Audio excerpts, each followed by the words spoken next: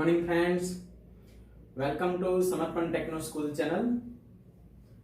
આપણે લાસ્ટ લેક્ચરમાં વેગ વિશે શીખી ગયા છીએ. સ્થાન, સ્થાનાંતર સદિશ અને વેગ સદિશ. બહુ સિમ્પલ માહિતી હતી. આજે આપણે જોવાના છે સમતલમાં સરેરાશ પ્રવેગ સમજાવો. પ્રવેગની માહિતી સમજવાની છે. આમ તો વેગ અને પ્રવેગ છે એ બંને સેમ ક્વેશ્ચન છે. ત્યારબાદ આપણે એનું એક એક્ઝામ્પલ પણ ગણીએ તો જોઈએ કે કઈ રીતે પ્રવેગની માહિતી આપણે શીખીએ છીએ. સમજવા માટે આપણે આકૃતિ આપી છે. ચાલો, ટેક્સ્ટ બુકમાં આકૃતિ આ દોરેલી નથી, તો અહીંથી તમે દોરીને સમજી શકો છો. સમજો કે કોઈ કણ જે છે એની ગતિ આ ટાઈપની આપેલી છે. કોઈ કણ જે છે એની ગતિ આપેલી છે. આ કણની ગતિનો માર્ગ છે. એનો મતલબ કે સમજો કે t સમયે એ p1 બિંદુ પાસે છે અને આપણને ખ્યાલ છે કે વેગ હંમેશા એ બિંદુએ કઈ દિશામાં હોય છે. ગયા લેક્ચરમાં શીખ્યા સ્પર્શકની દિશામાં. તો આ બિંદુએ સ્પર્શક જે છે એ વક્ર માર્ગની આ બાજુ છે, એટલે વેગ જે છે એ સ્પર્શકની દિશામાં હોય છે. બરાબર. અમુક સમય પછી એક કણ છે અહીં પહોંચે છે જ્યાં આપણે લઈએ છીએ p2 બિંદુ છે અને ત્યાં તેનો વેગ છે એ આપણે દર્શાવીએ છીએ v2. બરાબર છે. p1 અને p2 આ t plus delta t સમયે વેગ છે. તો અહીં તમને જે આપેલું પોઈન્ટ જે છે એ આપણે લખતા જઈએ કે આકૃતિમાં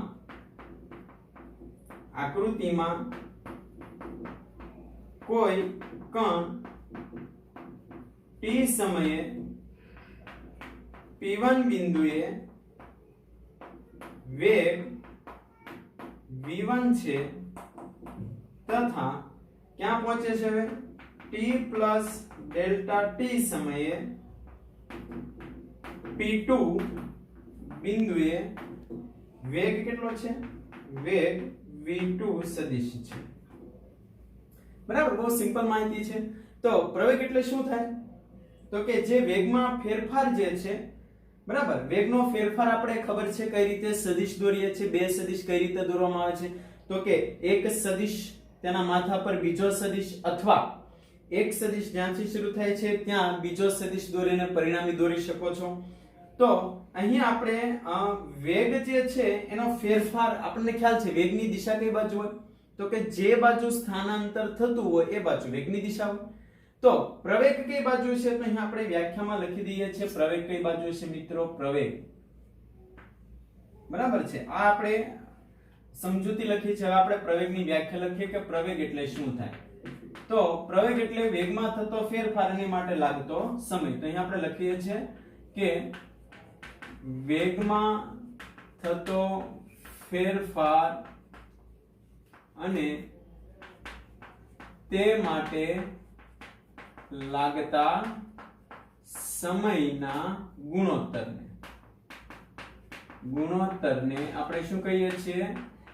પ્રવેગ કહે છે. તો ચાલો, આ આપણી માહિતી જે છે એ પ્રવેગ થઈ ગઈ. અને પ્રવેગ કઈ દિશામાં હોય જો તમને એવું પૂછવામાં આવે તો આપણે ખ્યાલ છે અહીંયા આકૃતિ ખાસ સમજીને દોરશો તો કે v1 સદિશ જે છે એ આપણે દોરી દીધેલો છે. રાઈટ. ત્યારબાદ આ જ બિંદુ જે છે ત્યાંથી v2 ની દિશાનો એક સદિશ દોરવાનો છે. v2 જે બાજુ જતો હોય એ દિશાનો સદિશ. હવે અહીં તમે જોશો v1 થી v2 સુધીનો વેગનો ફેરફાર છે. કઈ બાજુ વેગનો ફેરફાર છે? તો કે v1 થી v2 સુધી. તો એને જોડતો સદિશ જો તમે દોરશો તો આ જે સદિશ છે એ ડેલ્ટા v થશે. v1 થી v2 તરફનો જે સદિશ છે તેને આપણે ફેરફાર કહીએ છીએ. રેડી. બહુ સિમ્પલ માહિતી છે. ફેરફાર, તો ફેરફાર જે બાજુ છે એ બાજુ પ્રવેગ છે, એટલે પ્રવેગનો ફેરફાર જે છે ડેલ્ટા v આ બાજુ થશે તો પ્રવેગની દિશા પણ આપણી આ બાજુ થશે. બરાબર. તો જે બાજુ વેગનો ફેરફાર હોય તે બાજુ આપણે પ્રવેગની દિશા લઈએ છીએ.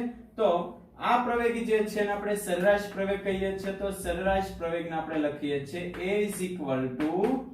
ડેલ્ટા v ના છેદમાં ડેલ્ટા t. બરાબર છે.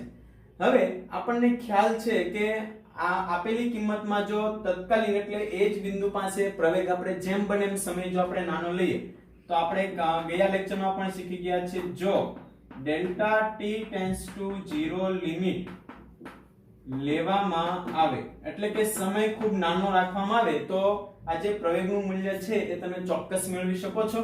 તો અહીં આપણે કિંમત મૂકીએ તો પ્રવેગ a delta t tends to 0 limit delta v ના છેદમાં ડેલ્ટા t. તો આપણું આ જે સમીકરણ જે છે મિત્રો એ બની જશે વિકલનના સ્વરૂપમાં સમયની સાપેક્ષે વેગનું વિકલન. બરાબર. હવે આપણે કાલે વેગના બે ઘટકો લખી ગયા છે. જો અહીંયા બે ઘટકો મૂકી દઈએ તો આપણને ખ્યાલ છે વેગના બે ઘટકો મૂકી દઈએ ડેલ્ટા ના છેદમાં ડેલ્ટા t. તો વેગના બે ઘટકો કયા કયા હતા? vxi વત્તા vy. બરાબર છે. સમયની સાપેક્ષે વેગનું વિકલન કરો તો તમને શું મળશે? તો કે પ્રવેગ. તો અહીં તમે જોશો પહેલા પદનું વિકલન કરશો તો પ્રવેગનો x ઘટક મળશે, બીજા પદનું વિકલન કરશો તો પ્રવેગનો y ઘટક મળશે. તો આ જે છે એ આપણો પ્રવેગ થઈ ગયો. બરાબર છે. બહુ સિમ્પલ માહિતી છે. પ્રવેગનું મૂલ્ય પૂછે તો તમે પ્રવેગના મૂલ્યને કઈ રીતે લખો છો? તો કે પ્રવેગનું મૂલ્ય જો તમને પૂછે તો માનાંકમાં પ્રવેગ બંને ઘટકના વર્ગના સરવાળાનું વર્ગમૂળ ax નો વર્ગ વત્તા ay નો વર્ગ. આ રીતે તમે પ્રવેગનું મૂલ્ય પણ મેળવી શકો છો. બહુ સિમ્પલ માહિતી છે. બરાબર છે. પણ ખાસ ધ્યાન રાખજો પ્રવેગ જે છે પ્રવેગનો x અને y ઘટક વચ્ચેનો ખૂણો પૂછે તો tan θ ay ના છેદમાં ax. જે આપણે સેમ જે રીતે લખી ગયા છે વેગની અંદર ગયા કાલના લેક્ચરમાં આપણે શીખી ગયા છીએ સેમ એનો જ ક્વેશ્ચન છે, પરંતુ અહીં સમયની સાપેક્ષે વેગનું વિકલન, કાલે હતું સમયની સાપેક્ષે સ્થાનાંતર સદિશનું વિકલન. તો બંને ક્વેશ્ચન સેમ છે. સ્થાનાંતરની દિશામાં વેગની દિશા હોય છે, અહીં વેગનો ફેરફાર જે બાજુ હોય એ દિશામાં પ્રવેગની દિશા થશે. એટલે બહુ સિમ્પલ અને સાદા ક્વેશ્ચન છે. હવે આપણે થોડીક આકૃતિઓ દોરીને સમજવાના છીએ કે પ્રવેગની ફેરફાર જે છે એ દિશામાં વેગનો ફેરફાર હોય દિશામાં આપણને પ્રવેગ મળે છે. ત્યાં સુધી તમે આટલા મુદ્દાઓ છે એને વ્યવસ્થિત લખી લેશો એટલે આપણે આગળનો પોઈન્ટ જોઈએ છીએ.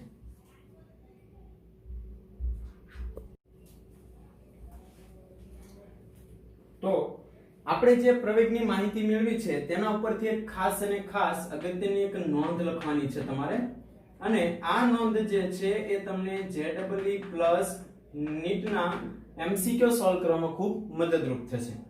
તો આપણે હમણાં કીધું એમ કે વેગનો ફેરફાર જે બાજુ એ દિશામાં કોની દિશા હોય? તો કે પ્રવેગની દિશા હોય. તો અહીં આપણે ખાસ એક અગત્યની નોંધ લખીએ છીએ. સમજો કે અહીં તમને કહેવામાં આવે છે, બરાબર, પહેલો મુદ્દો આપણે લખી દઈએ કે વેગ છે આ બાજુ હોય અને પ્રવેગ પણ એ જ બાજુ હોય, એટલે બંનેની દિશા એક બાજુ હોય. બરાબર છે. વેગ અને પ્રવેગની દિશા એક બાજુ હોય. એનો મતલબ પ્રવેગ એટલે સમજો કે આ આકૃતિ સમજવા માટે હું એક એક્ઝામ્પલ આપું છું કે આપણી પાસે અહીં એક સાયકલ છે. બરાબર છે મિત્રો. આ જે છે એ એક આપણી સાયકલ છે. ચાલો, હવે આ સાયકલ છે એ v વેગથી જઈ રહી છે. બરાબર. અને કોઈ એક વ્યક્તિ જે છે એ આ સાયકલને પ્રવેગ લગાડે છે. પ્રવેગ એટલે બળ. F = ma. બરાબર છે. આપણી જે સાયકલ m દળની છે એને પ્રવેગ આ બાજુ એટલે કે એને ધક્કો મારે છે, એટલે સાયકલને આ બાજુ પ્રવેગ લાગે છે. ખ્યાલ આવ્યો મિત્રો તમને? પ્રવેગ એટલે બહારથી એને બાહ્ય બળ લગાડ્યું સાયકલની દિશામાં. તો સાયકલનો વેગ શું થશે? વધશે, ઘટશે, શું થશે? તમને ખ્યાલ છે, તમે ઘણા બધા અનુભવ કર્યા છો. તો આપેલા પોઈન્ટની અંદર તમે ખાસ કહી શકો છો કે વેગનું મૂલ્ય વધે. મિત્રો ખાસ ધ્યાન રાખજો, વેગનું મૂલ્ય વધે, પરંતુ વેગની દિશા બદલાતી નથી. સાયકલ એ જ દિશામાં જશે, પરંતુ સાયકલનો વેગ વધી જશે. હવે આ જ વસ્તુ આપણે બીજી રીતે સમજીએ તો શું થશે કે સાયકલ જે છે એ v વેગથી આમ જઈ રહી છે. બરાબર છે. બીજો ટોપિક આપણે સમજીએ. વેગ સાયકલ આ બાજુ છે, કોઈ એક વ્યક્તિ સાયકલને પાછળની દિશા, સાયકલ આમ જઈ રહી છે, વ્યક્તિ પાછળની દિશામાં એને ખેંચે છે. તો તમે કહી શકો છો કે વેગનું મૂલ્ય ઘટે. બરાબર છે. પરંતુ વેગની દિશા બદલાતી નથી. એટલે સાયકલ જે બાજુ જતો એની ડાયરેક્શન બદલાશે નહીં, માત્ર મૂલ્ય છે વેગનું ઘટી જશે. બહુ સિમ્પલ માહિતી છે. આ ઉપરથી તમને એમસીક્યુ સોલ્વ કરવામાં ખૂબ અગત્યનું છે. આપણી નવી એનસીઈઆરટી બુકની અંદર બહુ સ્પષ્ટતા કરી નથી, એટલે તમે આ ખાસ મુદ્દાઓ નોંધની અંદર લખી લેશો. ત્યારબાદની આપણે એક પછીની કન્ડિશન જોઈએ કે સમજો કે કોઈ એક વ્યક્તિ આ બાજુ જઈ રહ્યો છે અને પ્રવેગ એને લંબ દિશામાં લાગે. સાયકલ તમારી સમજો કે અહીં તમને દોરીને પણ સમજાવી શકે કે આ આપણી જે સાયકલ જે છે, બરાબર છે, સાયકલ આ બાજુ v વેગથી જઈ રહી હોય અને કોઈ એક વ્યક્તિ અથવા તો બસ જે છે, બસ એના દ્વારા આ બાજુથી એને બળ લાગે છે, એટલે કે F બરાબર સાયકલને આ બાજુ ધક્કો લાગે છે. તો શું થશે? તો સાયકલ છે એ પોતાની મૂળ ડાયરેક્શન થી બદલાઈ જશે. તો આપણે કહી શકીએ છીએ કે વેગનું મૂલ્ય છે એ બદલાતું નથી. એટલે અહીં લખી શકીએ વેગનું મૂલ્ય ન બદલાય,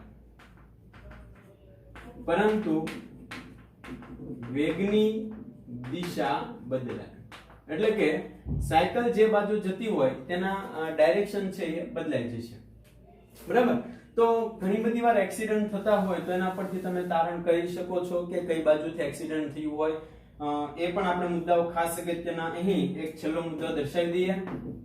સમજો કે કોઈ એક વ્યક્તિનો વેગ v છે, તો પ્રવેગ છે એને થીટા ખૂણે લાગે છે. એટલે મેં તમને કીધું એમ કે બે ઘટકો પડે પ્રવેગના. તો પ્રવેગનો ખૂણાની નજીકનો ઘટક cos થીટા પડે. બરાબર છે? તો એક ઘટક જે છે એ આ બાજુ હોય, જે વેગને કેવો હશે? સમાંતર હશે. અને બીજો પ્રવેગનો ઘટક આ બાજુ પડે, જે વેગને કેવો હશે? લંબ હશે.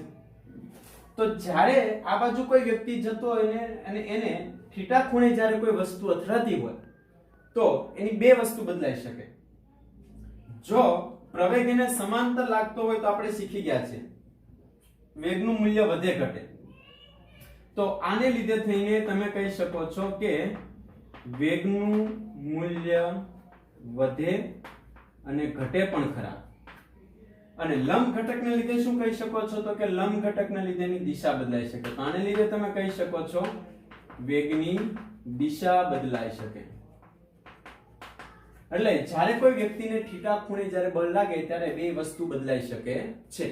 તો આ મુદ્દો જે છે ખાસ આપણે નોંધમાં લખી લેવાનો છે. તમારા માટે ખૂબ જ અગત્યનો ટોપિક છે પ્રવેગની અંદર. તો ફટાફટ તમે આ મુદ્દાને છે તમે એટલું ઇન્વોલ્વ કરી લેશો. ત્યારબાદ આપણે વેગની દિશા જેમ બદલાય એમ પ્રવેગની દિશા બદલાય છે એ ટોપિક પણ આપણે જોતા જઈએ છીએ. એટલે આ સ્ક્રીનશોટ પાડીને નોંધની અંદર તમે ખાસ આપણો જે પ્રવેગનો ક્વેશ્ચન છે એની નીચે તમારે લખવાનું છે. હવે આપણે કઈ રીતે નોંધની અંદર જ લખવાનું છે કે વેગ સાથે પ્રવેગનું મૂલ્ય બદલાય છે. રાઈટ? તો નીચે આપણે ફરીથી એનો ટોપિકમાં આગળ લખીએ. નોંધની અંદર ચાર આકૃતિ દોરીને તમને સમજાવીએ કે પહેલી આકૃતિમાં આપણે લઈએ છીએ x અને y અક્ષ. કોઈ એક વસ્તુની ગતિ આ બાજુ છે, આ રીતે થાય છે. રાઈટ? હવે એમાં તમે જોશો તો આ બિંદુએ એનો વેગ છે v1 છે, p1 બિંદુએ, અને આ બિંદુએ તેનો વેગ આપણે સ્પર્શકની દિશામાં લઈએ છીએ p2 બિંદુએ. તો આપેલી આકૃતિમાં તમે જોશો તો આ જે છે v1 છે, આ જ બિંદુમાંથી આપણે v2 ને દોરીએ તો આ બાજુ છે v2 છે. ફેરફાર કઈ બાજુ થાય છે? તો કે પહેલાથી બીજા તરફ સદિશ દોરશો તો આ ડેલ્ટા v નો ફેરફાર છે. તો ડેલ્ટા v નો જે બાજુ ફેરફાર હોય એ બાજુ પ્રવેગનો ફેરફાર હોય. આકૃતિ આપણે બીજી દોરીએ. આ પહેલી આકૃતિ છે, અહીંયા આપણે બીજી આકૃતિ દોરીએ. સમય આપણે ઘટાડતા જઈએ. બરાબર છે? અહીંયા લાગતો સમય છે ને ડેલ્ટા t1 કહી દઈએ. આ x છે, આ y છે. હવે તમે અહીં જોશો તો અહીંયા આપણે બંને બિંદુઓ જે છે એ સમય ઘટાડીએ. આ જે છે આપણો વેગ v1 છે, p1 બિંદુ. અહીં આપણે લઈએ છીએ સ્પર્શકની દિશામાં વેગ v2. બરાબર છે? એને નામ આપી દઈએ p2 બિંદુ. તો ચાલો આપણે આપેલા સદિશને દોરીએ. આ છે વેગ v1, આ છે વેગ v2, આ જે આપણો ડેલ્ટા v ફેરફાર. તો જે બાજુ ફેરફાર હોય બાજુ પ્રવેગની દિશા હોય. બરાબર? બહુ સિમ્પલ આકૃતિઓ છે જે આપણે કાલે પણ જોઈ ગયા છીએ. ત્યારબાદ આપણે ત્રીજી આકૃતિ દોરીએ. જેમ જેમ અને આ માટે લાગતો સમય છે ને નામ આપીએ ડેલ્ટા t2 x y. હવે આપેલા કણની અંદર અહીં તમે જોશો તો આ જે છે વેગની દિશા લો p બિંદુએ. તો અહીં એક જ બિંદુ આપણે લઈએ તો પ્રવેગને આ રીતે આપણે દોરીએ છીએ, બરાબર છે। વેગનો ફેરફારમાં એક જ બિંદુ આપણે દોરીએ છીએ તો આ જે છે એ બિંદુ એ પ્રવેગની દિશા બતાવે છે। તો આ રીતે જેમ જેમ અહીંયા લાગતો સમય તમે નામ આપો તો t3 સમય નામ આપી શકો છો। જેમ જેમ સમય તમે નાનો લેતા જાઓ એમ ચોક્કસ બિંદુએ સરેરાશ પ્રવેગ સમયગાળો નાનો લેતા સરેરાશ પ્રવેગ તેના તત્કાલીન પ્રવેગ જેટલો હોય। એટલે તમે સરેરાશ પ્રવેગનું મૂલ્ય મેળવો એના તત્કાલીન પ્રવેગ જેટલું જ તમને મળશે। રેડી? તો આના પરથી આપણે એક એક્ઝામ્પલ જોઈએ છે તો આટલા મુદ્દાઓ જે છે તમે ખાસ વ્યવસ્થિત જોઈ લેશો, ત્યારબાદ આપણે એક એક્ઝામ્પલ જોઈએ।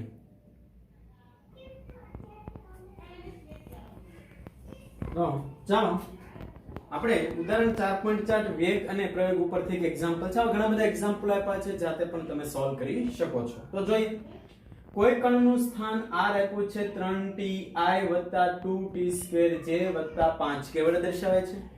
તો પહેલા તમારે મેળવવાનું શું છે તો કે કણનો વેગ અને પ્રવેગ મેળવવાનો છે। તો મિત્રો હમણાં જ આપણે શીખી ગયા છે કે આ આપણને જે આપ્યું છે એમાંથી વેગ મેળવવો હોય વેગ તો આપણને ખબર છે કે જે આપણો સ્થાન સદિશ આપ્યું છે એનું સમયની સાપેક્ષે વિકલન કરીએ તો d ના છેદમાં ડેલ્ટા t r ની કિંમત અહીં મૂકી દે 3ti + 2t2j + 5k બરાબર છે। તો આપણને વેગ છે એ મળી જશે। વેગ કેટલો મળશે તો કે t નું કેટલું થાય 1 તો અહીં લખાય 3i વત્તા વિકલન તમે શીખી ગયા છો ઘાત આગળ આવે એક ઘાત કેવી થશે ઓછી તો આ ઘાત છે આગળ આવશે એટલે કેટલી થશે 2 × 2 4t એક ઘાત ઓછી થશે એટલે 1 અને j અહીંયા સમય નથી એટલે અચળ પદનું વિકલન થશે અને સમય હોય તો જેનું વિકલન તમારે કરવાનું છે નહીતર નહીં।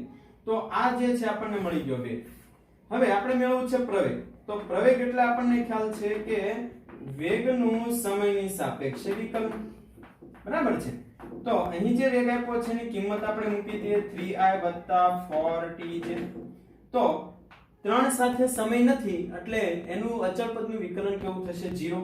તો અહીં મેં તમને કહું છું કે પ્રવેગ એ આપણો મળી જશે 3i આનું 0 થશે 4 t નું કેટલું થશે 1 તો આપણો થશે પ્રવેગ 4j એટલે કે પ્રવેગ જે છે એ કઈ દિશામાં મળે છે y દિશામાં મળે છે બરાબર। બહુ સિમ્પલ અને સાદું ગણતરી છે તમે આમાં જોઈ શકો છો। ત્યારબાદ t = 1 સેકન્ડ વેગનું મૂલ્ય મેળવવાનું છે। તો આ જે વેગનું કિંમત જ્યાં છે ત્યાં આપણે t = 1 સેકન્ડ મૂકી દઈએ તો વેગના મૂલ્યને કેમ લખાય આપણને ખ્યાલ છે કે જે બે ઘટકો છે x અને y એ બંને ઘટકના વર્ગના સરવાળાનું વર્ગ। તો સમય પહેલા આપણે મૂકી દઈએ છે વેગ જ્યાં t છે ને 1 મૂકી દઈએ એટલે શું થશે 3i + 4j થશે t 4 × 1 એટલે 4 થઈ જશે। વેગના મૂલ્યને લખીએ છીએ માનાંકમાં અને ત્યાં આપણે લખીએ છીએ 3 નો વર્ગ 9 4 નો વર્ગ 16 તો આ આપણને મળશે 5 મીટર પ્રતિ સેકન્ડ વેગનું મૂલ્ય। તેને બનાવેલો ખૂણો યાદ કરો θ = tan ઇન્વર્સ વેગનો y ઘટક છેદમાં વેગનો x ઘટક એટલે આપણે લખીએ છીએ tan ઇન્વર્સ y ઘટક કેટલો છે 4 અને ભાગ્યા 3 4 ભાગ્યા 3 કરશો એ જે આન્સર આવશે બરાબર છે। હું તમને કઈ રીતે છે સમજાવું છું 4 ભાગ્યા 3 કરશો જે આન્સર આવશે એને તમારે 10 ના ટેબલમાં જોવાનું છે। કયા ટેબલમાં જોવાનું છે 10। હવે 10 ના ટેબલમાં જોશો એટલે 4 ભાગ્યા 3 કરતા જે આન્સર આવ્યો હોય એને તમારે જોવાનું છે કેટલા ખૂણાની અંદર એ મૂલ્ય બતાવે। તો અહીં તમને લખી દઉં છું કે 53 ડિગ્રીનું ખાનું જોશો તો એની અંદર 4 ભાગ્યા 3 જે કરશો તેની કિંમત તમને મળી રહેશે। આ છે એને બનાવેલી ખૂણો અથવા તો એનું દિશા કહી શકો છો। આ જે છે વેગનું મૂલ્ય કહી શકો છો। વિકલન કરતા વેગ મળે ફરીવાર વિકલન કરતા આપણને પ્રવેગ મળે। બહુ સિમ્પલ દાખલો છે એટલે વ્યવસ્થિત તમે બુકમાં લખી લેશો બરાબર છે। ખાસ મુદ્દાઓ ત્યારબાદ આપણે અચળ પ્રવેગી ગતિના સમીકરણો જોઈએ છે જે તમે એક પરિમાણિક ગતિમાં પણ શીખી ગયા છો। તો આટલા મુદ્દાઓ તમે ફટાફટ લખી લેશો।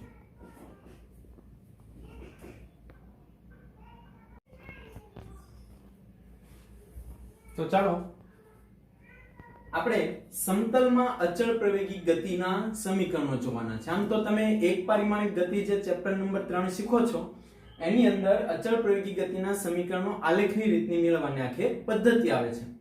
જો તમે શીખ્યા ન હો તો ટૂંક સમયમાં તમે શીખવાના છો, બરાબર છે. આખો ક્વેશ્ચન છે, આમાં આપણે કોઈ ક્વેશ્ચનની ગણતરી અથવા તો એની કેલ્ક્યુલેશન સાબિતી આવતી નથી, છતાં પણ તમને થોડુંક સમજાવીએ કે અચળ પ્રવેગ એનો મતલબ શું થાય. બે પ્રકારની ગતિ હોય છે, તો પ્રવેગી ગતિ અને બીજી અચળ પ્રવેગ. અચળ પ્રવેગ જે છે એમાં સમય હોતો નથી, બરાબર છે. સમય ઉપર આધાર ન રાખે, એક સરખો અચળ એનો પ્રવેગ અચળ રહેતો હોય એમને જ, એટલે કે સમય ઉપર આધારિત ન હોય એવો પ્રવેગ. અને પ્રવેગી ગતિ આવે એમાં ખાસ ધ્યાન રાખજો કે જેમાં પ્રવેગ ઉપર આધાર રાખે, એટલે કે સમય છે પ્રવેગ ઉપર આધાર રાખે. પ્રવેગનું કોઈ સમીકરણ હોય એમાં જો સમય આવતો હોય તો એને પ્રવેગી ગતિ કહેવાય, અને જો એમાં સમય આવતો ન હોય તો એને કેવો પ્રવેગ કહીએ છીએ? અચળ પ્રવેગ કહીએ છીએ, બરાબર છે. તો ચાલો આપણે અહીં સમજવા માટે લઈએ છે કે કોઈ એક કણ છે, બરાબર છે, તેનો t બરાબર 0 સમયે તેનો વેગ આપણે લઈએ છીએ પ્રારંભિક વેગ v લઈએ છીએ, અથવા v0 લઈએ છીએ, અંતિમ વેગ એનો v લઈએ છીએ. તો આપણે અહીં લખીએ છીએ કોઈ કણનો t બરાબર 0 સમયે p1 બિંદુએ આપણે લઈએ છીએ, આપણે જાતે પણ બનાવીએ છીએ, p1 બિંદુએ વેગ v0 છે, આનો પ્રારંભિક વેગ છે, અને t બરાબર t સમયે p2 બિંદુએ તેનો વેગ આપણે લઈએ છીએ v છે. આ વેગ જે છે એનો અંતિમ વેગ છે, બરાબર છે. તો પ્રવેગ એટલે આપણને ખ્યાલ છે વેગમાં થતો ફેરફાર માટે લાગતો સમય. તો પ્રવેગ કેટલો થશે? આપણે પ્રવેગ લખીએ છીએ પ્રવેગ a બરાબર વેગમાં થતો ફેરફાર a માટે લાગતો સમય. વેગ કેટલો ફેરફાર થયો? તો કે અંતિમ વેગ છે એનો v, પ્રારંભિક વેગ છે v0, એ માટે લાગતો સમય કેટલો છે? t માંથી 0 જાય એટલે t. આના ઉપર લઈ જઈએ તો આ રીતે લખી શકો છો at બરાબર v v0. આના બાજુ લઈ જાઓ એટલે અંતિમ વેગ પ્રારંભિક વેગ વત્તા at. તો આ આપણું અચળ પ્રવેગી ગતિનું સમીકરણ સદિશના સ્વરૂપમાં છે, આપણે ખ્યાલ છે. એક પરિમાણિક ગતિમાં કેવા ટાઈપનું સમીકરણ હતું? તો કે v બરાબર v0 at. જો આને ઘટકના સ્વરૂપમાં લખવું હોય મિત્રો, ઘટકના સ્વરૂપમાં તો આ રીતે લખાય vx v0x at, બરાબર. અને y ઘટકના સ્વરૂપમાં લખવું હોય તો vy બરાબર v0y at. બંનેમાં પ્રવેગ કેવો રહેશે? અચળ પ્રવેગી ગતિ દર્શાવે છે. બહુ સિમ્પલ માહિતી છે જે તમને ખ્યાલ આવી જશે. રેડી? તો આ આપણું પહેલું સમીકરણ છે. ત્યારબાદ આપણે બીજો મુદ્દો છે એ દર્શાવીએ છીએ, અહીં તમે જોશો ખાસ. હવે સમજો કે t બરાબર 0 સમયે એનું સ્થાન છે, પ્રારંભિક સ્થાન આપણે લઈએ છીએ r0, ત્યારે તેનો વેગ v0 છે. t બરાબર t સમયે તેનો વેગ v છે, ત્યાં આપણે એનું અંતિમ સ્થાન આપણે r લઈએ. તો અહીં પછીની ગણતરી આપણે દર્શાવીએ, એટલે કે બીજું સમીકરણ બનાવીએ કે t બરાબર 0 સમયે તેનો વેગ કેટલો છે? v0, અને સ્થાન સદિશ કેવો છે? r0, તેમજ t બરાબર t સમયે વેગ કેટલો છે? v, અને સ્થાન સદિશ કેટલો છે મિત્રો? તો કે સ્થાન સદિશ આપણે લઈએ છીએ અંતિમ r છે, બરાબર. એટલે કે કોઈ પ્રારંભિક સમયે તેનો વેગ v0 છે, ત્યારે એનું સ્થાન r0 લઈએ, પછી અમુક સમય પછી એનો વેગ v થાય છે, ત્યારે એનું અંતિમ સ્થાન આપણે r લઈએ. ત્યારે સમય નાનો હોય તો આપણે લઈ શકીએ છીએ એનો સરેરાશ વેગ કેટલો હોય? સરેરાશ વેગ ખાસ ધ્યાન રાખજો, સરેરાશ વેગ v v0 ભાગ્યા 2. આ સમીકરણ પણ તમારે ખાસ ઉપયોગી છે. સમીકરણ અને એક કહી દઈએ, આપણું સમીકરણ નંબર 2 છે. આપેલી કિંમત જે છે, બરાબર છે, તે આપણે આ સમીકરણમાં જો મૂકી દઈએ તો આપણું કોઈક નવું સમીકરણ જે છે તમને મળી જશે. સ્થાન સદિશ આપણને આપેલો છે, જેની પણ આપણે કિંમત મૂકી દઈએ છીએ. આમ તો સ્થાનાંતર એટલે સરેરાશ વેગ, એ માટે લાગતો સમય લખી શકો છો. સ્થાનાંતર સરેરાશ વેગ, એ માટે લાગતો સમય. તો સ્થાનાંતર આપણને ખબર છે ડેલ્ટા r લખાય એટલે અંતિમ સ્થાન માઈનસ પ્રારંભિક સ્થાન, r માંથી r0 એટલે આ સ્થાનાંતર થઈ ગયું, અંતિમ માઈનસ પ્રારંભિક સ્થાન. સરેરાશ વેગની કિંમત ઉપર જ આપણે જે લખી ગયા છે v v0 ભાગ્યા 2, બરાબર છે. અને એ માટે લાગતો સમય જે છે એ પણ આપણે અહીં મૂકી દઈએ છીએ, માટે લાગતો સમય બરાબર. હવે આ જે મુદ્દો જે આપણે લખેલો છે ત્યાં અહીં આપણે વેગની કિંમત મૂકી દઈએ. v બરાબર v0 + at જે છે એ અહીં આપણે કિંમત મૂકવાની છે. રેડી? તો r માંથી r0 આપણે બાદ કરીએ, અહીં v ની જગ્યાએ કિંમત મૂકી દઉં તો શું થશે? ખાસ જોશો, v ની જગ્યાએ આપણે કિંમત મૂકીએ છીએ v0 + at છેદમાં 2 અને આ આપણે લખીએ છીએ v0. બરાબર છે? તો સરેરાશ વેગ એટલે સ્થાનાંતર ભાગ્યા સમયગાળો થશે. અહીં આપણે લખવામાં ભૂલ થઈ છે, ફરીવાર સુધારો કરી નાખીએ એટલો પોઈન્ટ. સરેરાશ વેગ એટલે સ્થાનાંતર અને એ માટે લાગતો સમય. તો સ્થાનાંતરને જો તમે કરતા બનાવશો એટલે સ્થાનાંતર r માંથી r0 જશે. સરેરાશ વેગની કિંમત આપણને આપી છે v + v0 ભાગ્યા 2 ગુણ્યા સમય આપણે લખી દઈએ t. v ની જગ્યાએ આપણે આ કિંમત મૂકી દઈએ તો શું થશે? r માંથી r0 બાદ કરીએ, v ની જગ્યાએ કિંમત મૂકીએ તો v0 + at વત્તા v0 તો અહીં તમને આપેલું જ છે છેદમાં 2 ગુણ્યા t. ચાલો અંદર ગુણતા જઈએ તો શું જવાબ થશે? r માંથી r0 જશે. તો આ તમે જોશો v0 પ્લસ 2 વખત છે એટલે 2v0 v0t થશે.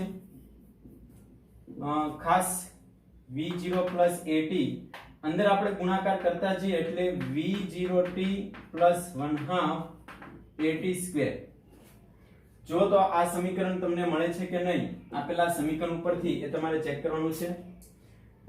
v0 + v0 એટલે 2v0, ઉપર નીચે 2 ઉડી જાય એટલે અહીં વચ્ચે v0 ગુણાકાર t કરો એટલે v0t પ્લસ at બરાબર છે ગુણ્યા t એટલે at² અને 1/2 એના છેદમાં છે. તો આ સમીકરણ છે એ આપણું અચળ પ્રયોગી ગતિનું સમીકરણ છે, જે આપણું બીજા નંબરનું સમીકરણ થતો ત્રીજા નંબરનું સમીકરણ પણ તમે કહી શકો છો. આ સમીકરણ નીટ માટે ખૂબ અગત્યનું છે. બરાબર? આટલા મુદ્દા લખી લેશો. અહીંયા તમને ટૂંકમાં આપેલું જે સમીકરણ છે ને કઈ રીતે લખવાના છે એ તમને દર્શાવી દઈએ. આ -r0 સામે લઈ જાઓ એટલે આ રીતે લખી શકો છો. r બરાબર r0 plus v0t plus 1/2 at². જેમાં પ્રારંભિક સ્થાન તો હંમેશા શૂન્ય જ રહેવાનું છે. બરાબર? એટલે ટૂંકમાં તમને જણાવવાનું એ કે આપણા સમીકરણો છે v બરાબર v0 પ્લસ at. બરાબર? બીજું સમીકરણ છે d બરાબર v0t પ્લસ 1/2 at² અને v² - v02 બરાબર 2ax અથવા તો 2ad જે લખી શકો છો. અને સદિશની અંદર લખવામાં આવે તો v બરાબર v0 પ્લસ at લખાય.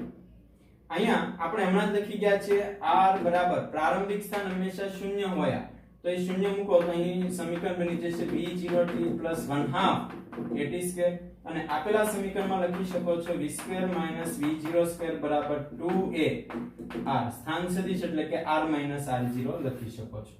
તો આ આપણા અચળ પ્રયોગી ગતિના સમીકરણો એક પરિમાણિકમાં છે. આ આપણે એને સમતલમાં કઈ રીતે મેળવવા એ તમને અહીં લખેલું છે. એકવાર જરૂરથી ફરીથી ન સમજૂતી પડે તો વિડિયોને રિપીટ કરજો જેથી તમે શીખી શકો છો. થેન્ક યુ ટુ વોચ સમર્પણ techno school. Welcome to physics.